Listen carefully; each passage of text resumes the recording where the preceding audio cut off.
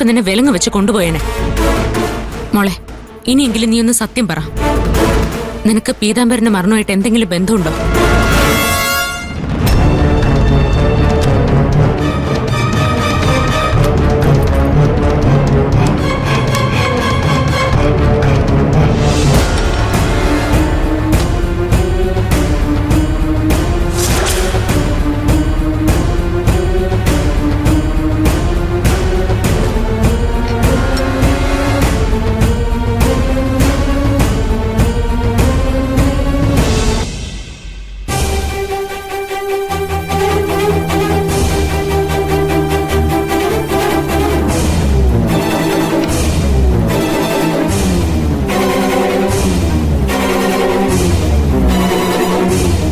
തെറ്റ് ചെയ്തവർക്ക് എന്തെങ്കിലും പേടിക്കേണ്ട കാര്യമുള്ളൂ.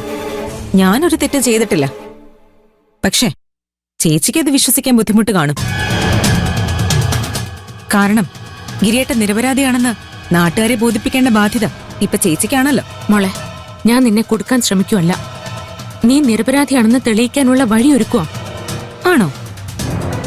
ചേച്ചി എനിക്ക് വേണ്ടി എനിക്കെതിരെയുള്ള തെളിവുകൾ ശേഖരിക്കാൻ ഇത്രയും കഷ്ടപ്പെടുന്നത് കാണുമ്പോ എന്റെ കണ്ണ് നിറഞ്ഞു പോവാ. എന്നെ ഇങ്ങനെ സ്നേഹിച്ച് കൊല്ലരുത് ചേച്ചി. ഞാൻ എന്ത് ചെയ്താലും നിന്റെ കണ്ണുകളിൽ ഇപ്പൊ തെറ്റായിട്ട് മാത്രമേ തോന്നൂ. അതുകൊണ്ട് ഞാൻ സ്വയം ന്യായീകരിക്കാൻ നിൽക്കുന്നില്ല.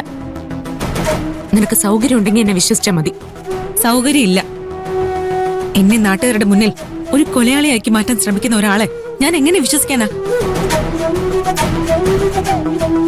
മോളെ, ഇത് എത്ര കാലമായി കണ്ടിട്ട്? ഇങ്ങോട്ടുള്ള വഴിയൊക്കെ മറന്നോ? ചേച്ചി ഇങ്ങോട്ട് ഇടയ്ക്കിടയ്ക്ക് വരാറുണ്ടമ്മേ.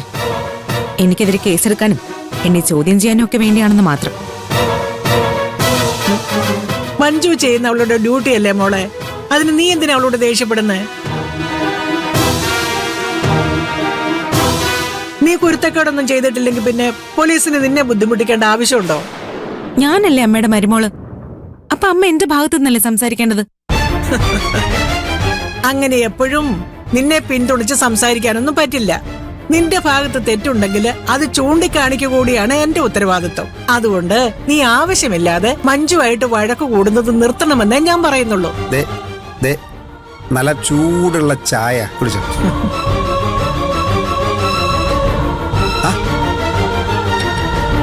ഇതെന്താണ് ഇവിടെ കൊണ്ടുവന്നിട്ടിരിക്കുന്നത്? ഇനി ഇത് മറന്നു പോകും. എന്നിട്ട് പുതിയത് വാങ്ങേണ്ടി വരും. 2 ദിവസം പോരാ കളഞ്ഞതാ. എവിടെയാ പോയതെന്ന് പോലും ഇവക്കറിയില്ല. ഈ ഓർമ്മശക്തിയും വെച്ചിട്ടേ ഇയാളെങ്ങനെ ഡോക്ടറാവുമെന്ന് എനിക്കറിയാത്തത്. മോളെ, ഞാൻ ഈ ഡ്രസ് ഒന്ന് മാറിയിട്ട് വരാവേ. ഞാനേ കിച്ചൺ ഡ്യൂട്ടിയിലേക്ക് കയറട്ടെ.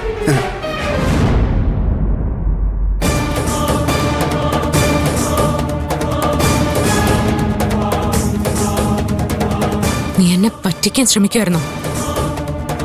ഞാൻ ആരെയും പറ്റിച്ചിട്ടില്ല.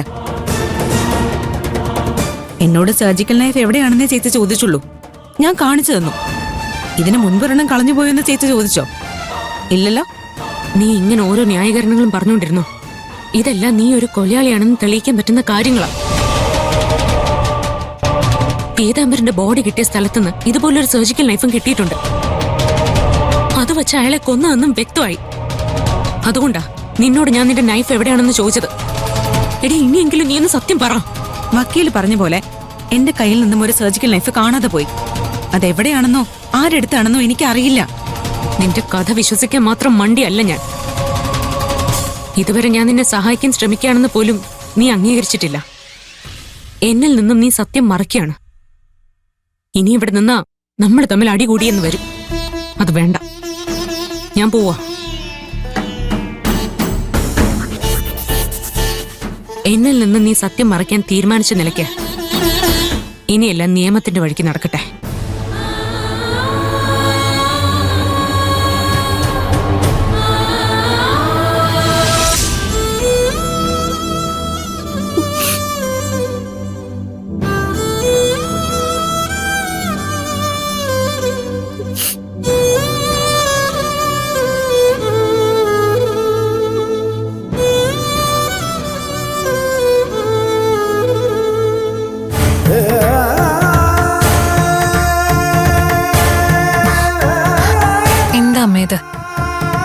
പോയപ്പോ ഇരുന്ന അതേ ഇരിപ്പാണല്ലോ. ഉണ്ടാക്കി വെച്ചതുവല്ലോ കഴിച്ചോ? എനിക്കൊന്നും വേണ്ട. നീ എന്റെ മോനെ കണ്ടോ? അവനെങ്ങനെയുണ്ട്? ഗിരിയേട്ടന് ഒരു കുഴപ്പമില്ല. അതൊക്കെ നീ എന്നെ വെറുതെ സമാധാനിപ്പിക്കാൻ വേണ്ടി പറയുന്നതാണെന്ന് എനിക്കറിയാം. അത് ജയിലല്ലേ, സുഖവാസ കേന്ദ്രമൊന്നും അല്ലല്ലോ. ആ കുറ്റവാളികളുടെ ഒക്കെ ഇടയിൽ ഗിരി എങ്ങനെ കഴിയുന്നു എന്തോ. ഗിരിയേട്ടന് അവരെയൊന്നും പേടിക്കേണ്ട കാര്യമില്ലമ്മേ. അവിടെയുള്ളവരൊക്കെ ഗിരിയേട്ടനെ പേടിച്ചാ കഴിയുന്നേ. നീ പറയുന്നതൊന്നും എനിക്ക് വിശ്വസിക്കാൻ പറ്റില്ല. ഞാൻ എന്തായാലും അവനെ നേരിട്ടൊന്ന് കാണാൻ പോകും. ആ, അത് വേണ്ടെന്ന് ഗിരിയേട്ടൻ പ്രത്യേകം പറഞ്ഞു. അമ്മ ഗിരിയേട്ടനെ ഒരു കുറ്റവാളിയെ പോലെ കാണരുതെന്ന് ഗിരിയേട്ടന് നിർബന്ധമുണ്ട്. അമ്മ ഗിരിയേട്ടന് മുന്നിൽ ഇതുപോലൊന്ന് കരഞ്ഞാ മതി, അദ്ദേഹം തളരും. ഈശ്വര, എന്റെ മോനിനി എന്തൊക്കെ പരീക്ഷണങ്ങളാണോ നേരിടേണ്ടി വരുന്നത്. അമ്മേ,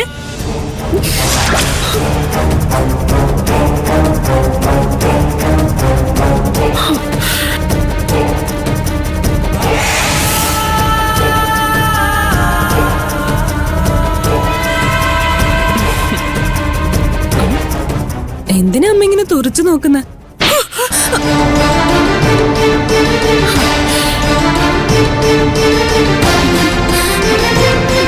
എന്തിനാണ് ഇങ്ങോട്ട് വന്നത്? നീ ചത്തോന്ന് അറിയാനാണോ? അതറിയണമെങ്കിൽ ചുമ്മാ ഒന്ന് ഫോൺ ചെയ്ത് ചോദിച്ചാ പോരെ. ചുമ്മാ എന്തിനാ നാടക ഡയലോഗ് അടിക്കുന്നെ? നീ മിണ്ടരുത്. സ്വന്തം ചേട്ടനെ ജയിലിൽ കയറ്റിയപ്പോ നിനക്ക് സമാധാനായോടി?